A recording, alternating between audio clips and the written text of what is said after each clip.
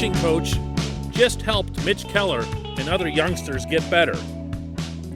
The other pitching coach is the one who still has the major league job. Good morning to you. Good Thursday morning. I'm Dejan Kovacevic of DK Pittsburgh Sports.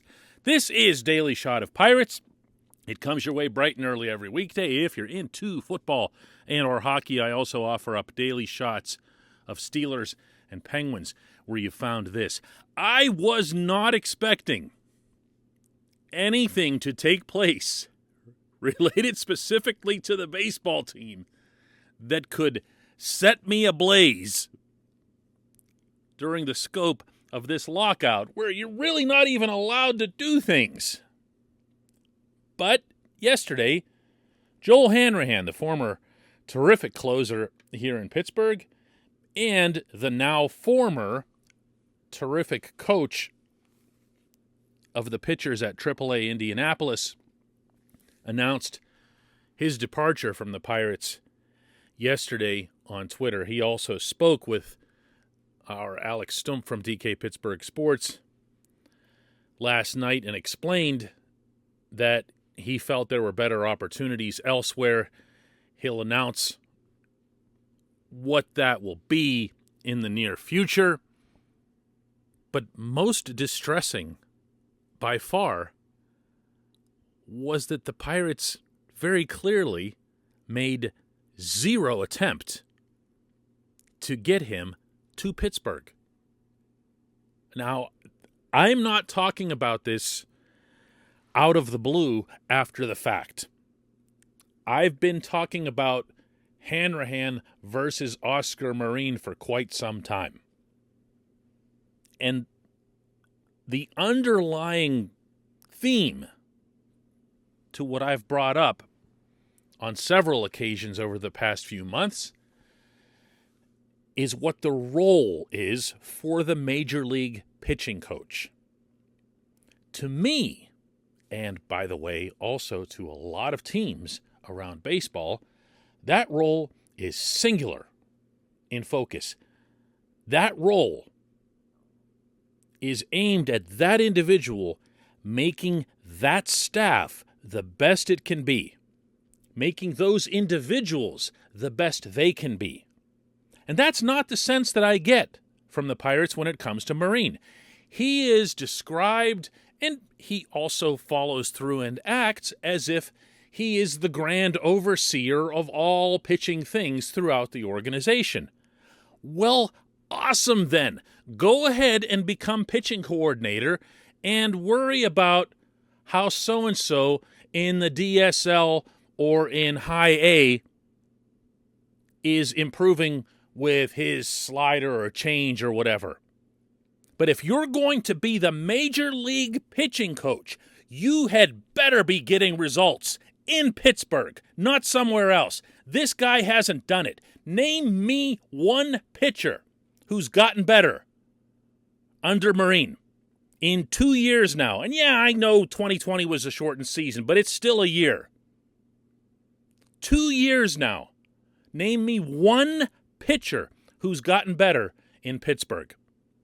Still thinking? You're going to keep on thinking because you won't be able to come up with one.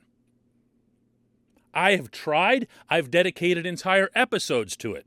I've come up empty. I've tried to give the benefit of the doubt by throwing in David Bednar, but Bednar arrived here from the San Diego system, polished and ready to go. I was in Bradenton, watched his very first session throwing to batters. He was doing the same thing that day at Pirate City that you saw him doing in September at PNC Park. Chris Stratton? Okay, but is that what you want to hang your hat on after 2 years as a major league pitching coach? How about a really good weekend for Clay Holmes in San Francisco that allowed Ben Cherington to trade Holmes for way too much from the Yankees? One weekend of Clay Holmes? Okay, you can have that too. What are we up to now? You know who was the big challenge for Marin? The moment he came in and took this job, do you know who the big challenge was? It was Keller. It was Keller. I'm reminded of when I first got on the Pirates beat. This was dating myself here, but it was 2005. And I went around and introduced myself to Lloyd McClendon, was the manager then, and all of his various coaches, and one of them was Spin Williams, the pitching coach. We had a really good, long, super candid talk. And one of the things that I heard from Spin that day that I'll never forget was he said, "I'm going to keep my job as long as that guy over there keeps pitching well." And that guy over there was Oliver Perez. And Spin was right. When Oliver was looking like a baby-faced Sandy Koufax, everyone thought Spin was a genius. And the moment Oliver wasn't, there went Spin. That should have been attached to Keller. Not by Derek Shelton, not by Charrington, but by Bob Nutting. Because it was Nutting himself who stated in emphatic terms that he no longer wanted to see pitchers leaving Pittsburgh and magically doing well somewhere else. The way we saw with Garrett Cole and Charlie Morton in Houston, the way we saw with Tyler Glasnow in St. Petersburg. We've seen it with other cases. So here was Keller, the number 7 prospect in all of baseball a couple years ago. And who ended up straightening out Keller? This portion of Daily Shot of Pirates is brought to you by our friends at North Shore Tavern that's directly across Federal Street from PNC Park. It's home of Steak on a Stone, an eating experience, underscoring the word experience. The steak is brought to you partially cooked on an 800-degree stone, and you do the rest. It's a ton of fun, it's a great meal, and it's a baseball atmosphere like no other in Pittsburgh. North Shore Tavern, right across Federal Street from PNC Park. That's right, Keller runs into hard times this past summer. Where did they send him? To Indianapolis. Why did they send him there? Because Joel Hanrahan was there. Hanrahan, who obviously achieved a lot in the majors, a 2-time All-Star, reliable closer. That's a solid decade-plus career in the bigs. He could speak from experience. Not all great coaches or great managers have to have been accomplished players. In fact, it's pretty rare that they are. But it doesn't hurt. It isn't a drawback. And Hanrahan went at that assignment, by every account, with gusto. And he got into that kid's head, which is where everyone needed to be from the outset, since his apparent problem was not wanting to throw inside. Hanrahan had no such issue when he was in the majors. And Hanrahan, I don't know if he got the job done or not. Time will tell on that. But I can say with full confidence that Keller thought he got the job done. And Keller, when he came back to the majors, was not just a different pitcher, but a different person. You could hear it in the way he spoke. You could see it in the way he was conducting himself on the mound. And he was starting to get results. And when I asked Keller late in the season, this was really late actually in September, to describe what was it that changed for him, he credited one more time Joel Hanrahan. Hanrahan was getting results. Hanrahan had been in the system for 5 years. He'd worked his way up. He had earned, more than earned, a promotion. Heck, this management team named him officially its Danny Murtaugh Coach of the Year in the system. And that was that. Oscar Marin was deemed more valuable to the Major League coaching staff than Hanrahan. Why? Analytics, maybe. Oscar might be more inclined to speak to the biomechanics of this and that and everything else that he's talked about, and I'm not dismissing any of it. I don't claim to understand it. I don't have a degree in that sort of thing. But I've heard enough people speak well of it, and I've read enough about it to appreciate that it's a real thing. But is it what you want from your major league pitching coach? Or do you want someone who has answers right there in the dugout? Who can form the relationships, the bonds, the respect that you need to improve at the top level? You can't convince me in any way that Marine is better equipped to do that job, that role, than Hanrahan was. And this organization has one very big strike against it for letting Hanrahan walk away here. This was a mistake. When we come back, just one question.